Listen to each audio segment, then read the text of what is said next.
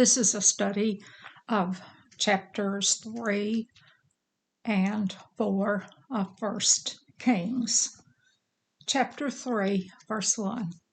And Solomon made affinity with Pharaoh, king of Egypt, and took Pharaoh's daughter and brought her into the city of David, until he had made an end of building his own house and the house of the Lord and the wall of Jerusalem all about.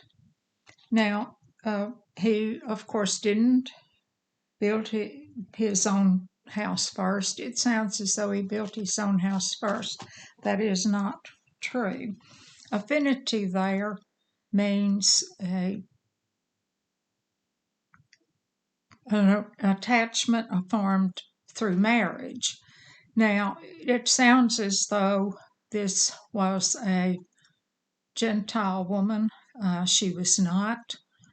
The shepherds into the north of Egypt in the North Kingdom, Egyptians had nothing to do with sheep, and these were herders, and those persons were called Hyksos, Hyksos, and she is of that heritage. And it wouldn't matter because Jesus is not descendant of Solomon, but of his brother Nathan, both of them the children of Bathsheba. 2. Only the people sacrificed in high places, because there was no house built unto the Lord, the name of the Lord, until those days. Now, sacrificing in a high place would have been illegal, outlined in Deuteronomy chapter 12, 11 through 14, and it was forbidden. Not necessarily would this have been idolatry, but it was a place of worship that was strictly forbidden. 3. And Solomon loved the Lord, walking in the statutes of David his father. Only he sacrificed and burned incense in high places. Once again, the wrong place and it became kind of rooted and was not done away with entirely until Josiah. Verse 4, and the king went to Gibeon to sacrifice there, for that was the great high place. 1,000 burnt offerings did Solomon offer up on the altar. That word 1,000 in biblical numerics means divine completeness. Verse 5. In Gibeon, that would have been where Zadok the high priest would have been, the Lord appeared to Solomon in a dream by night, and God said, ask what I shall give thee. Now, he could have asked for many things. He was only 19 when he became the king. And 6, Solomon said, thou hast showed unto thy servant David my father great mercy, according as he walked before thee in truth and in righteousness and in uprightness of heart with thee, and thou hast kept him for him this great kindness, that thou hast given him a son to sit on his throne, as it is this day. So there, when you see heart, it means mind. And of course, back in 2 Samuel 7, we were told that David wanted to build a house, and God said no. Then David did sin, but he always repented. He was worshipped the Lord, and he was faithful. And all kings have been compared to David. 7. And now, O Lord my God, thou hast made thy servant king instead of David my father, and I am but a little child. I know not how to go out or to come in. That going out and coming in is a Hebraism, and it simply means keeping a daily routine. Excuse me. We do see here that Solomon is humble. 8. And thy servant is in the midst of thy people, which thou hast chosen, a great people that cannot be numbered nor counted for multitude. Excuse me. And that is the promise that the descendants of Abraham would be numerous as the sands of the sea and the stars of the sky. 9, he gives his request. Give therefore thy servant an understanding heart to judge thy people, that I may discern between good and bad. For who is able to judge this thy so great a people? Understanding he has asked for, the understanding that he might judge rightfully between right and wrong. He did not ask for anything for himself, and that understanding in the Hebrew language is Shema, and it means to hear with discernment. 10, and the speech pleased the Lord, that Solomon had asked this thing. 11, and God said unto him, because thou hast asked this thing, and hast not asked for thyself long life, neither hast asked riches for thyself, nor hast asked the life of thine enemies, but hast asked for thyself understanding to discern judgment. Once again, Shema, to hear with understanding. 12, behold, I have done according to thy word.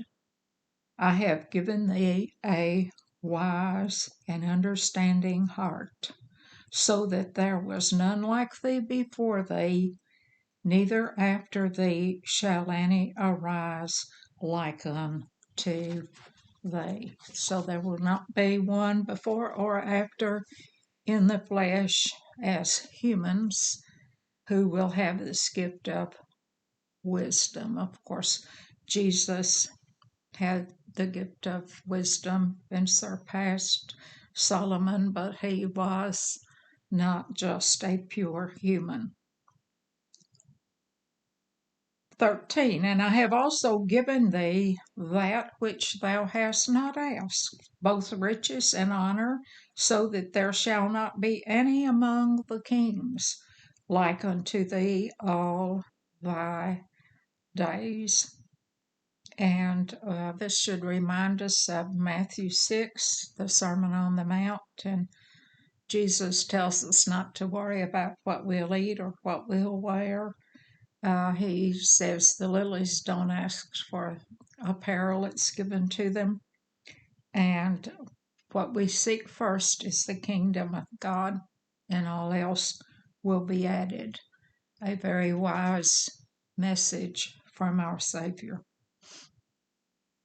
14, and if thou wilt walk in my ways to keep my statutes and my commandments as thy father David did walk, then I will lengthen thy days. There's an if there, and that is a condition.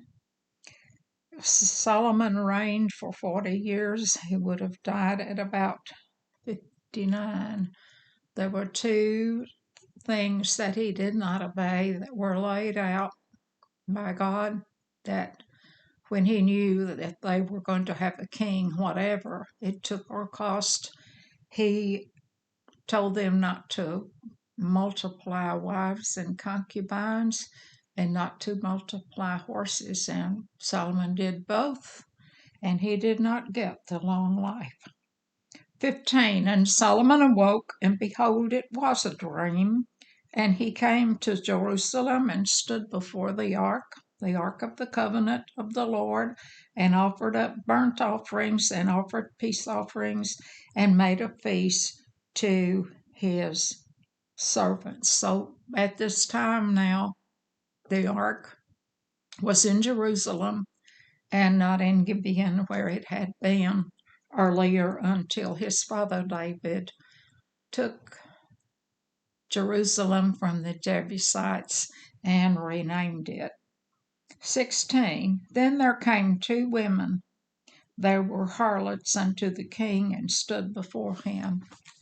And one woman said, O my lord, I and this woman dwell in one house, and I was delivered of a child with her in the house. At 18, and it came to pass the third day after that I was delivered, that this woman was delivered also, and we were together, and there was no stranger with us in the house, save we two in the house. These two women then have had each one a child. Well, what's the problem? 19.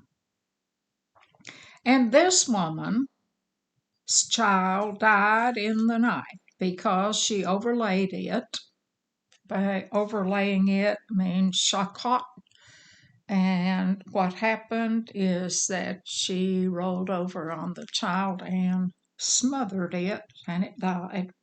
20. And she arose at midnight and took my son from beside me while thine handmaid slept, and laid it in her bosom, and laid her dead child in my bosom. 21. And when I rose in the morning to give my child suck, behold, it was dead. But when I had considered it in the morning, behold, it was not my son which I did bear. Now, in the dark, she would not have seen the child, but in the light, she looked on that child's face and its body. When it was born, of course, she had looked at it fully and carefully, and she very quickly knew that it was not her child. And the other woman said, Nay, but the living is my son, and the dead is thy son. And this said, No, but the dead is thy son, and the living is my son. Thus spake they before the king. These two women, each claiming the living child. 23. Then said the king, The one saith, This is my son that liveth, and thy son is the dead. And the other saith, Nay, but thy son is the dead, and my son is living. 24. And the king said, Bring me a sword. And they brought a sword before the king. 25. And the king said, Divide the living child in two, and give half to the one and half to the other. Well, this would mean that this would be another dead child. 26. Then spake the woman whose living child was unto the king, for her bowels yearned upon her son, and said, O my lord, give her the living child, and in no wise slay it. But the other said, Let it be neither mine nor thine, and divide it. So Solomon has used this understanding to discover who the real mother is. 28. 27. Then the king answered and said, Give her the living child, and in no wise slay it. She is the mother thereof. And 28. All of Israel heard of the judgment which the king had judged, and they feared the king, meaning revered, for they saw that the wisdom of God was in him to do judgment, completing that chapter. Chapter 4. We'll jump ahead 20 years here or so, And this is called a parenthetic chapter. And verses 1 through 19, Solomon is naming his officers. 4. So King Solomon was king over all Israel. That would have been both Judah and the tribes to the north, all 12 tribes. And these were the princes which he had: Azariah, the son of Zadok, that would have been the son of the priest; Elioseph and Ahiah, sons of Shishah, these would have been scribes; Josaphat, the son of Ahilud, the recorder, that would have been a historian; 4. And Benaniah, the son of Jehoiada, was over the host; and Zadok and Abiathar were the priests. These were also priests under David. 5. And Azariah, the son of Nathan, was over the officers; and Zabud, the son of Nathan, was principal officer and the king's friend. Now, this Nathan is not Solomon's brother Nathan, and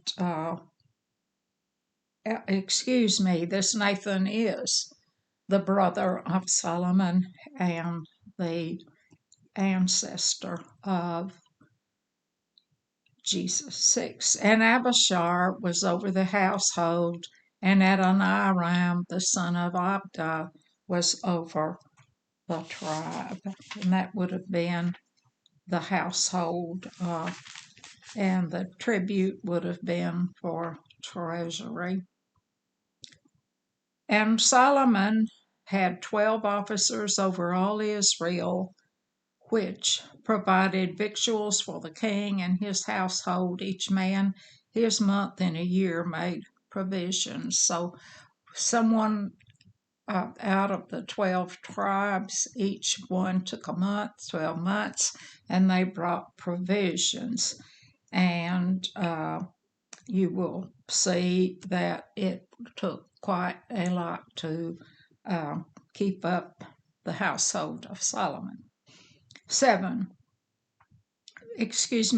And these are their names: the son of Hur in Mount Ephraim. Hur, remember Ben-Hur, the movie? Ephraim, of course, offspring of Joseph. 9. The son of Dakar in Makaz, and Shalabam, and Beth Shemesh, and Elon Bethahan. That's the house of Dan, the first one to the north.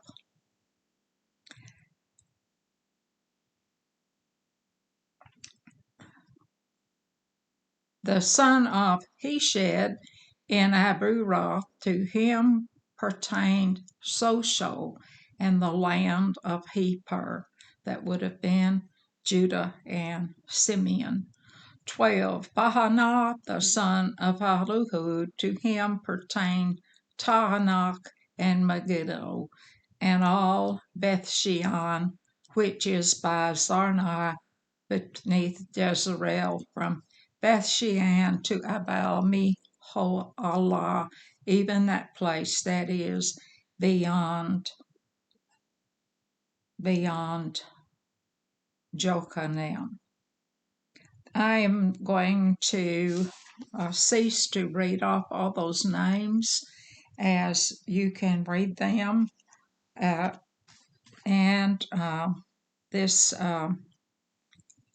do want to point out that in 18, Shimei, the son of Elah in Benjamin. This is not the Shimei that threw rocks at David and tried to join the coronation of Solomon's brother at the Serpent Rock. This is not the same one. 19.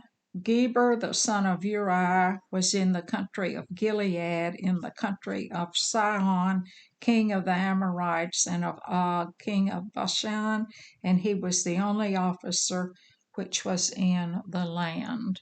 Og would have been a giant land of Bashan, and that would conclude the 12 officers that were appointed representing the tribes whose job was to feed and bring supplies for Solomon's household. Verse 20, Judah and Israel were many as the sand which is by the sea, in multitude, eating and drinking and making merry. Now, when they eat and drink and made merry and forget to remember God, God calls them Jezreel. 21, and Solomon reigned over all kingdoms from the river, that's the Euphrates, unto the land of the Philistines, and unto the border of Egypt, and they brought presents and served Solomon all the days of his life. And the presents, these would have been taxes and tribute, and they gave Solomon protection and or money and presents to seek his protection, of course. 22, and Solomon's provision for one day was 30 measures of fine flour and 60 measures of meal. Now that fine flour would be sifted flour, and a measure in the Hebrew is kor, and it's about 8 bushels. So this is a lot of flour and a lot of meal. 23, 10 fat oxen and 20 oxen of the pastures, and 100 sheep, besides harts and roebucks and fallow deer and fatted fowl. Now the fat oxen would have been corn-fed, better quality beef, but the others that came off the pasture, they would have been grass-fed. And then a hart is a male deer, and a roe and another bovine type wild animal. And the fatted fowl would have been birds that were fed grain on a daily basis. 24, for he had dominion over all the region on this side of the river, from Tiphsah even into Azal, over all the kings on this side of the river, and he had peace on all sides, all around him. This would have been southwest of the river Euphrates. And Azal, guess what that region is, or that part? Azal in the Old Testament is Gaza today. And the very word Solomon means peaceful. And considering that his father David was a warrior, his entire kingship was spent warring, and Solomon's reign is in peace. 25, and Judah and Israel dwelt safely, every man under his vine and under his fig tree, from Dan even to Beersheba, all the days of Solomon. The vine there and the fig tree, they were undisturbed, and all the way from the north up in the territory of Dan to Beersheba, to the very south, they were all in peace.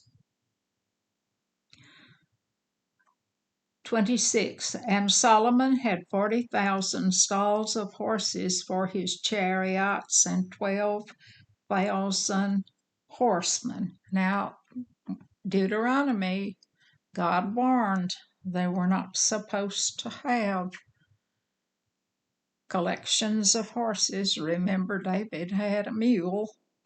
Now, stalls of horses, that would have been pairs.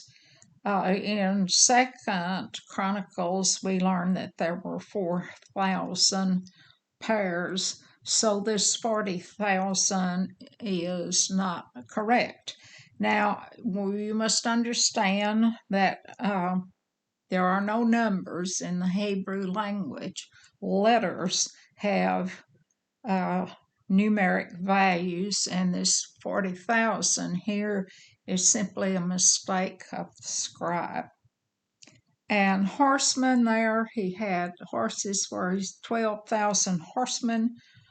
Those are not people riding horses, but rather they're horses as you would have in a cavalry used for protection army.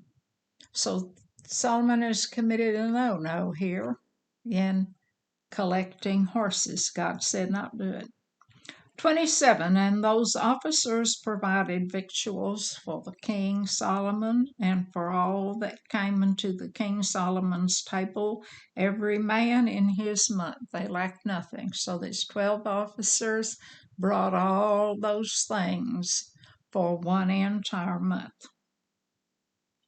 28. Barley and also and straw for the horses and dromedaries brought they unto the place where the officers were, every man according to his charge. So barley and straw, those were for the cattle and the horses, and they only ate barley in hard times. Those dromedaries are relay type animals. Think of the Pony Express. These were the animals that relieved tired animals on the way in. 29. And God gave Solomon wisdom and understanding, exceeding much, and largeness of heart, even as the sand that is on the seashore.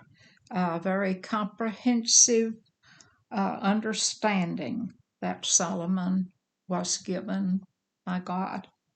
30. And Solomon's wisdom excelled all the wisdom of all the children of the east country and all the wisdom of Egypt.